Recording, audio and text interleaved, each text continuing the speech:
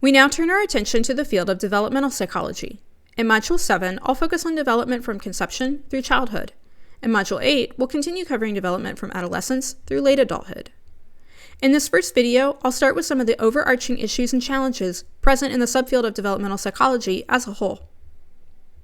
Although certainly an interesting and important area of study, research in developmental psychology also presents some unique challenges. The first major challenge involves simply measuring our key variables. Certainly, changes in physical growth, such as height and weight, can be objectively measured without a lot of difficulty.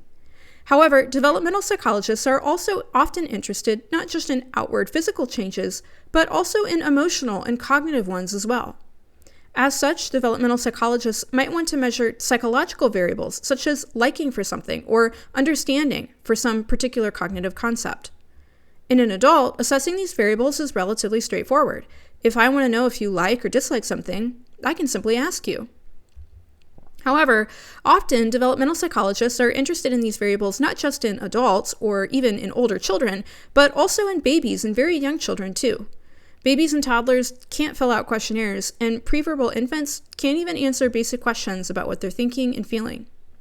Thus, developmental researchers have had to get creative and take advantage of what infants and young children can do at whatever developmental stage the researchers happen to be interested in. One thing that babies can do, even from a very young age, is simply look.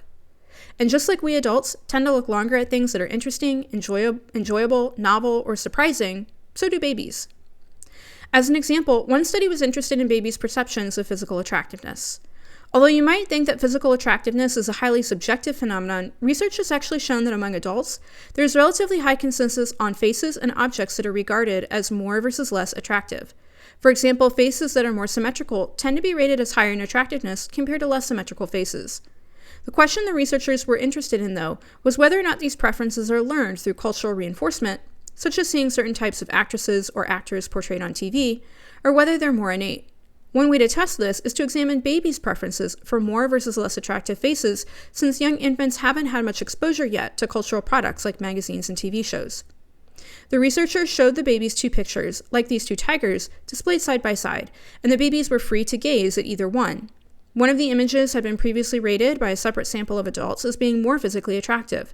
The researchers measured which image the infants preferred to spend more time looking at, and found that babies tended to look significantly longer at the more versus less physically attractive image, thus indicating that perceptions of what makes something more physically attractive might be present even at a very young age.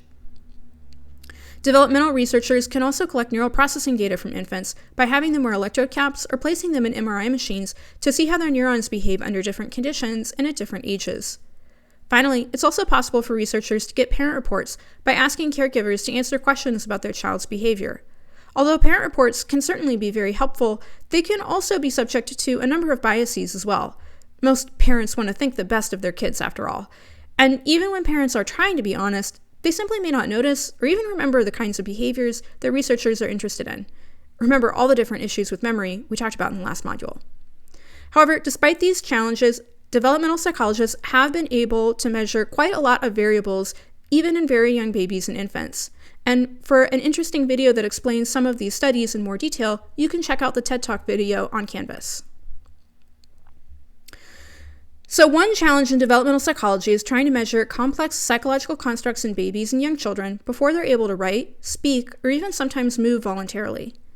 Another challenge is even more basic. Developmental psychology is all about measuring change over time. And as it turns out, this is actually kind of tricky to assess empirically. There are three main study methods that are used in developmental psychology to try and look at change over time, and each one comes with its own set of strengths and limitations. The first type of study design is called a cross-sectional study. In a cross-sectional study, the researcher recruits several different age groups, called cohorts, all at the same time. So for example, if a researcher were conducting a study in 2004, as in this chart, she might recruit 3 different age groups or cohorts of participants. One cohort of children born in 2002, who are now 2 years old in 2004. A second cohort of children born in 1998, who are now 6 years old. And a third group, born in 1994, who are now 8 years old. The researcher could then compare each of the cohorts on some outcome that she's interested in, such as perhaps their cognitive reasoning skills. All else being equal, cross-sectional designs are the most cost and time efficient to conduct. However, they're also susceptible to some major methodological concerns. One major concern is the potential for what are called cohort effects, which refers to people around the same age having unique shared experiences that are different from older or younger groups of people. For example, children who were in elementary school during the COVID-19 pandemic will likely have different developmental and learning outcomes than other age groups because of the unique circumstances they experienced. When we compare different cohorts at the same time, this opens us up to the possibility that any differences observed are not strictly due to a developmental change per se, but rather fundamental differences in the different age groups themselves. For example, imagine a cross-sectional study examining 20-year-olds, 30-year-olds, and 40-year-olds that found that older age groups tend to be more conscientious or responsible. There are actually two possible reasons why we might find this difference. The first could be a natural developmental change, that is, people might naturally become more conscientious as they age. And by the way, this is actually what the majority of research in personality psychology seems to support. However, there is another potential explanation or confound here. Can you think what it might be? It could also be that older generations are more conscientious than younger generations, perhaps because of the unique experiences older generations had as they were growing up. For example, many older men and women who grew up during the Depression tend to be especially frugal and keep a lot of pantry staples on hand, perhaps because of the scarcity they experienced while growing up. In a cross-sectional study, because we're comparing different cohorts, it's impossible to know what is truly the cause of any change observed over time.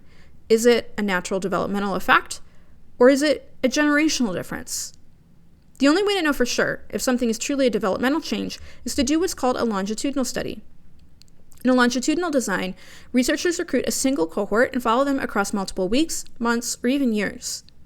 For example, if a researcher is interested in cognitive changes from ages 2 to 8, she could select one cohort of participants in 2004, who are all 2 years old at that time, and then follow them for 6 years until they're 8. Since we're now only examining one cohort, we no longer have to worry about potential cohort effects like we did in cross-sectional studies. In other words, any change observed over time should be the result of a natural developmental effect. However, it could still be that the cohort the researcher happened to study may not generalize to other generations. Again, going back to our COVID-19 example, a longitudinal study done only on this cohort might yield findings different from a similar longitudinal study on children who grew up prior to the pandemic. This concern can be partially addressed with sequential study designs, which we'll talk about next. Another potential issue in longitudinal studies is attrition effects. In any longitudinal study, it's natural for some of the participants who started the study to drop out at some point. If the factors that influence participants to drop out are completely random, then there's no issue other than the loss in sample size. However, if the kinds of participants who choose to drop out are systematically different than the kinds of participants who choose to stay in, and often this is the case, then this can threaten the validity of the study. Overall, however, longitudinal studies are considered methodologically much stronger than cross-sectional studies. However, they're also much harder to do. Obviously, they take longer, in this example, 8 whole years. This can be a particular issue for researchers whose whole careers depend on getting published in prestigious journals. If it takes 8 years just to collect the data for a single study, and then add on an additional 1 to 2 years for that data to be written up and actually published, then that's a whole decade of a researcher's career for potentially just a single publication.